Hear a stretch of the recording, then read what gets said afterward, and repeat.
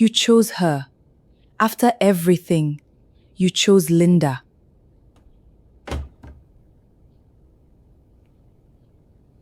Grace, don't make this harder than it already is. David, please. We can work this out. It's too late for that. Don't say that. 22 years, David. I buried my mother without leaving your side. I worked double shifts when your business collapsed. I prayed for you when you stopped praying for yourself. And this is what I get. Linda understands me in ways you stop trying to.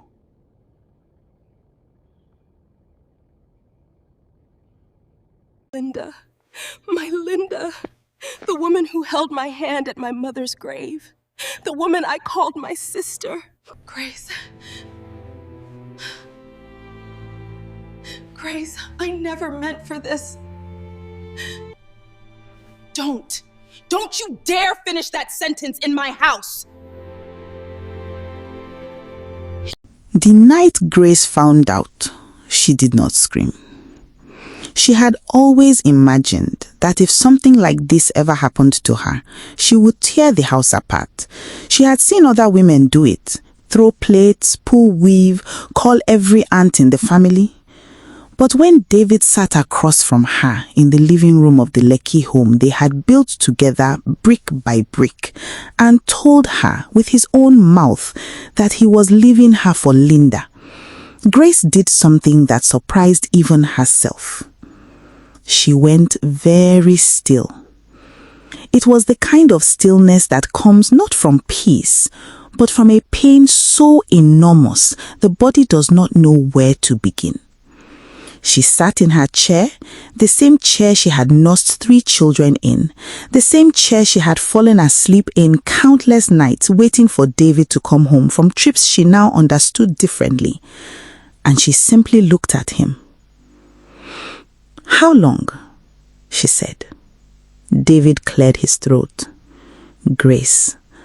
"How long, David?" He rubbed the back of his neck. 2 years. 2 years. Grace turned the number over in her mind like a stone. 2 years meant Linda had been sitting at her dining table, eating her food, laughing at her jokes, holding her hand through her fibroid surgery for 2 full years while building something secret with her husband in the dark. Linda Okafor?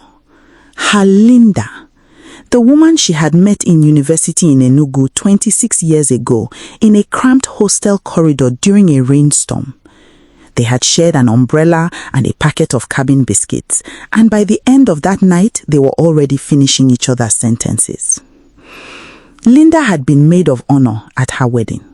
Linda had been first to hold each of her babies. Linda had sat on the floor of this very house and cried with her when Grace's mother passed.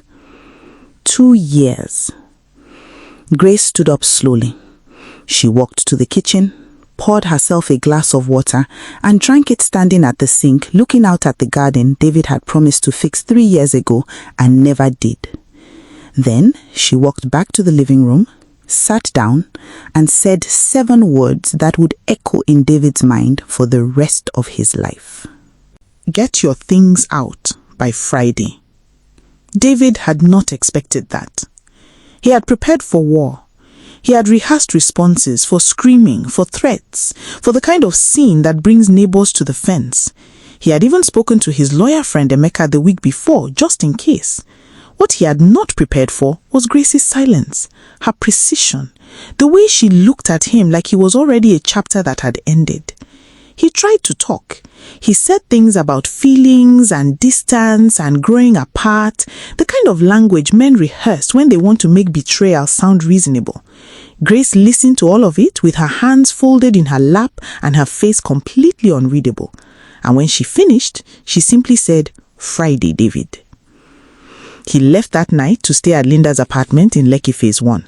And as his car pulled out of the compound, Grace stood at the window and watched until the taillights disappeared. Then she sat on the floor of her bedroom, the bedroom where she had loved him for 22 years, and she wept so hard her body shook. She wept for her marriage. She wept for her best friend. She wept for the version of herself that had trusted both of them completely, The woman who had believed that some things in this world were simply safe. She wept until there was nothing left. And then she got up, washed her face, and began to think. Grace was 51 years old. She had spent the last 2 decades pouring herself into David's world so completely that she had quietly stopped tending her own. She had a degree in estate management from the University of Nigeria that she had barely used. She had a sharp mind that she had spent years directing entirely toward her husband's import business, his contact, his accounts, his reputation. She had given him her sharpest years. But Grace also had something Linda and David had not counted on. She had been watching. In the months before David's confession, something had shifted in him. Small things, the kind only a wife of 22 years would catch.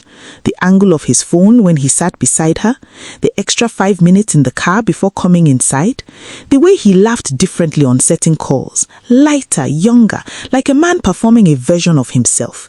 Grace had noticed all of it and said nothing, because she had chosen to believe what she wanted to believe. But she had also quietly begun to prepare. 3 months earlier, without telling a soul, she had walked into a law firm in Victoria Island and spoken to a woman named Mrs. Adaeze Eze, a property and family lawyer with a reputation for being thorough. She had pulled out a folder she had been building for 6 months, account statements, property documents, business records bearing her signature, evidence of her financial contributions to everything they had built together. She had laid it on that desk calmly and said, "I need to understand what belongs to me." Mrs. Eze had looked at the folder, then looked at Grace and said, "You came prepared." Grace had replied, "I always prepare. I just pray I never have to use it." The divorce proceedings began quietly and moved quickly. David, who had expected Grace to beg or bargain or at least fight emotionally in the way he had mapped out, found himself facing a woman he did not entirely recognize. She was calm in every meeting. She spoke in numbers and documents. She did not cry in front of him again, not once, and that unsettled him more than anything else could have. Their children, Sandra, the eldest at 20, Kenneth, 18, and little Michael, 14, were devastated in different ways. Sandra called her father and said things on the phone that made him go quiet for a long time. Kenneth stopped responding to his messages entirely. Michael cried in his mother's arms and asked her why, and Grace held him and said, "Sometimes people make choices that have nothing to do with how much you love them, my son. Your father loves you. That part is not broken." She said that even then, even in her own pain, she protected her children's relationship with their father. That was the kind of woman Grace was, and it was also deeply part of what David had thrown away. Linda called once, 2 weeks after everything came out. Grace looked at her name on the screen for a long moment, then declined the call and blocked the number. There was nothing Linda could say that would serve any purpose Grace cared about. That chapter was closed. The woman Grace had loved like a sister had made her choice. Grace had made hers. The settlement took 4 months. Because of the documentation Grace had brought, and because David's lawyer quickly realized that Grace's contributions to their shared assets were extensive and thoroughly provable, the outcome was more than fair. Grace kept the Lekki house. She received a significant portion of the business proceeds. She walked out of that marriage with enough to begin again, and with the kind of quiet dignity that made everyone in that conference room, including David, sit a little straighter in her presence.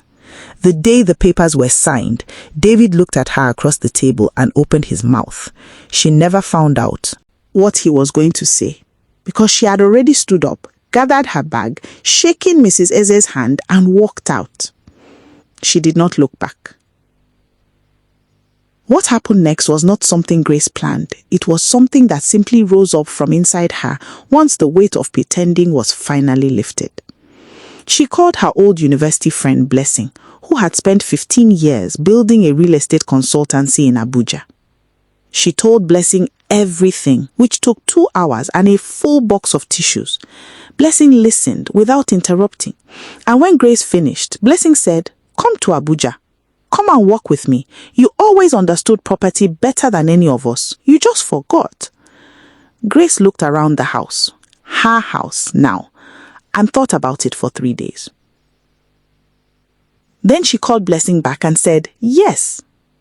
She did not sell the Lekki house. She rented it out at a rate that covered all its costs and put money aside each month. She packed what she needed, enrolled Michael in a good school in Abuja near Blessing's estate, and drove north with her son and 2 suitcases and the first clean breath she had taken in years. Abuja received her like a woman it had been waiting for. Blessing's firm, built in the quiet wealth of Maitama, handled high-end property acquisitions, and Grace stepped into it like someone remembering a language they had never truly forgotten. She was sharp, she was thorough, she read people accurately and quickly, which was something 22 years of marriage to a complicated man had sharpened in her beyond measure. Within her first 6 months, she had closed 3 significant deals that Blessing had been circling for over a year. You are dangerous, Blessing told her one evening over pepper soup in Wuse. Laughing, Grace said, I am awake. She was. For the first time in a very long time, she was completely, fully awake. She woke early and worked with purpose. She rebuilt her professional network. She took a short course in property investment that updated everything she had let go still. She started saving with a discipline that surprised even her. She laughed more, real laughter, the kind that comes from inside. She took Michael to the Millennium Park on weekends and watched him run and thought quietly that there was still so much goodness left in her life if she was willing to see it. She was willing. David and Linda's story moved differently. In the beginning, it had the shine of something stolen, the particular brightness that comes from wanting something for a long time and finally having it. They moved in together quickly into Linda's apartment, and for a while, David told himself this was what he had needed. Linda was exciting in the way that new things are exciting, and he leaned into that feeling hard. But new things do not stay new. Linda, as it turned out, had fallen for a version of David that existed partly in contrast to Grace's steadiness. Without Grace's structure around him, David began to show edges that Linda had not fully seen. He was careless with money in ways that Grace had always quietly managed. He was moody and inconsistent. He expected the same careful tending Grace had given him for 2 decades, not understanding that what Grace had given him was not a personality trait, but a choice made out of love for a man who ultimately did not deserve it. Their arguments became frequent and then became constant. Linda, a woman who had always been independent, found David's neediness exhausting. David, who had never truly been without Grace's steadying presence, found himself adrift in ways he could not explain to Linda and would not have admitted to anyone. The import business, which Grace had quietly helped manage for years, handling supplier relationships, reviewing contracts, keeping records with a precision David never acknowledged, began to suffer without her invisible hand. A deal went wrong in Port Harcourt. A supplier dispute that Grace would have resolved in a single phone call dragged on for months and cost David significantly. His business partner, a man named Victor, who had always secretly credited Grace for much of their operational smoothness, began to grow impatient. By the end of the first year with Linda, David's business had lost 1/3 of its value. By the end of the second, Linda had asked him to move out. He called Grace on a Tuesday evening in March, 2 years and 4 months after he had sat across from her in their Lekki living room and told her he was leaving.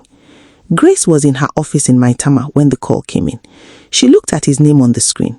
She felt something, not love, not hate, something quieter and more final than either. She answered, "Grace."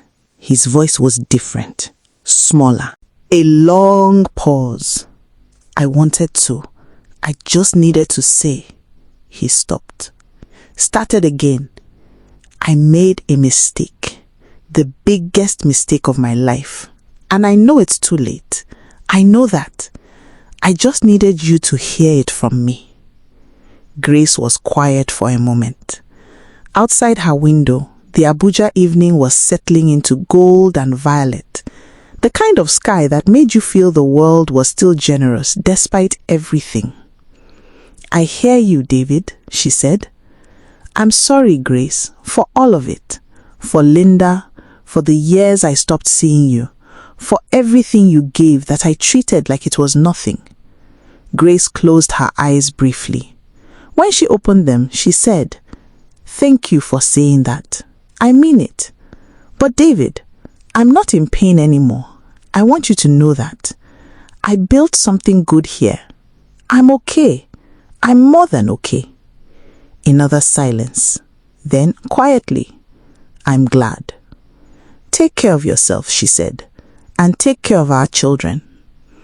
She ended the call, sat for a moment in the evening quiet of her office, and then returned to the proposal on her desk.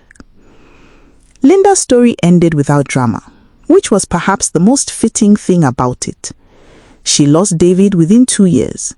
She lost Grace long before that, the real Grace, the friend who would have walked through fire for her, who had shared her umbrella in an Enugu rainstorm and called her sister for 26 years. What Linda gained from all of it was a lesson she was too proud to say out loud, but carried quietly in the years that followed, that destroying something beautiful for something exciting is one of the oldest and most expensive mistakes a person can make. She moved back to Enugu eventually, quietly, without announcement. No one threw a party. Grace did not throw a party either. That was not her way. What she did, 3 years after leaving Lagos with 2 suitcases and her son, and the first clean breath of her adult life, was purchase a property in Abuja, a clean, well-positioned building in Gwarimpa, under her own name. Just hers. No one else's signature on the documents. No one else's approval needed. Blessing was with her the day she picked the keys. They stood in the empty building, late afternoon light coming through the windows, dust motes floating in the gold air, and Grace ran her hand along the wall of the room that would become her office. "How does it feel?" Blessing asked. Grace thought about it honestly. "It feels," she said slowly, "like the beginning of something I built for myself. Not because someone left me, not to prove anything to anyone, just mine." Blessing squeezed her hand. Michael, now 17 and taller than Grace by a full head, drove them home that evening. He had learned to drive in Abuja, had grown up in ways that would not have happened in Lagos, and had a quiet confidence about him that Grace recognized as something she herself had found on the other side of the hardest season of her life. He glanced at her in the passenger seat as they drove through the Abuja evening. "You good, Mom?" Grace looked out at the city. Her city now, the place that had received her and grown her and given her back to herself. "Yes, my son," she said, "I'm good." And she meant every word. Was Grace right to walk away in silence, or should he have fought harder? Drop your thoughts in the comments. We want to hear from you. If this story touched you, please like and subscribe. Share it with someone who needs it today. And drop a comment. We want to hear from you. God bless you.